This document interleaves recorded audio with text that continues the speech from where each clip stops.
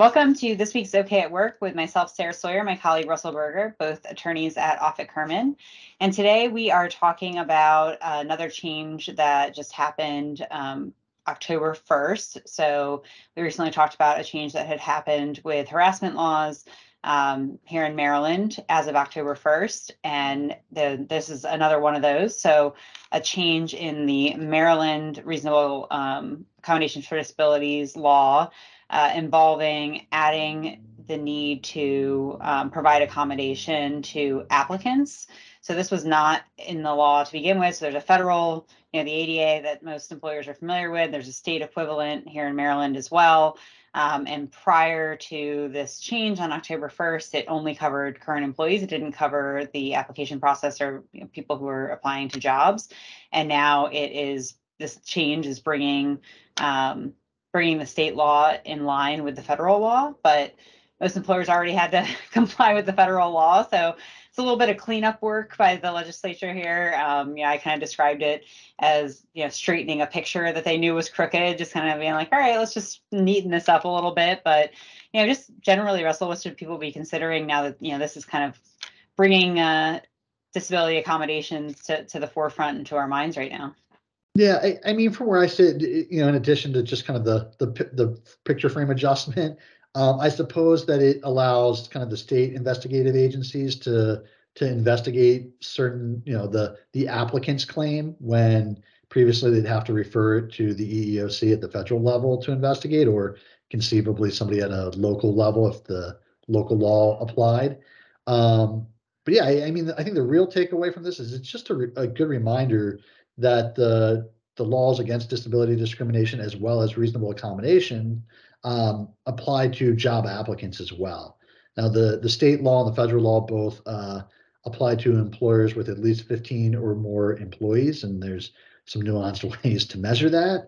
But again, most counties have some version of this law, and you really have to look at the county law to see if it really deviates in a substantive way or if it really just incorporates the state and federal law. So, I mean, as a best practice, regardless of how big you are, I think it makes sense to, one, obviously not discriminate against people because of their disabilities, but to try to provide reasonable accommodations where feasible. Yeah, and a way that this comes up often is often in jobs where there's any kind of physical element involved in the job, and knowing, from an applicant standpoint, well, what are the needs?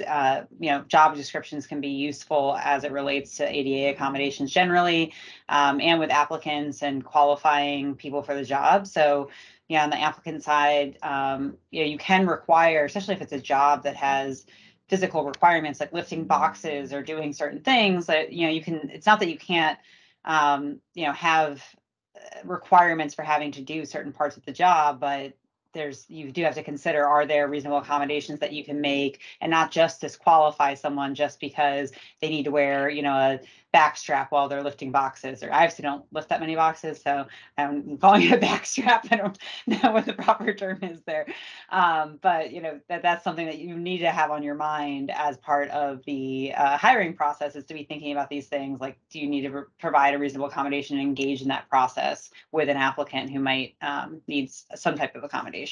Right, and oftentimes, I mean, the question that you sometimes see on a job application, presumably it's attached to a job description that's detailed, but the question really is, can you perform the essential functions of the job with or without a reasonable accommodation? And the answer to that's yes, then you go forward. If the answer is no, they can't do the job with or without an accommodation, then they can't do the job. Now it's a little nuanced, I think, around whether someone's qualified or not, and that's not a decision that any business owner should make on their own. They should get counsel to vet through this whole assessment. But I mean, at the end of the day, that's kind of the gist of it is, if a reasonable accommodation can be made and allow the person to do the job or to apply for the job, then where these laws apply or related laws apply, that's what an employer is going to have to do.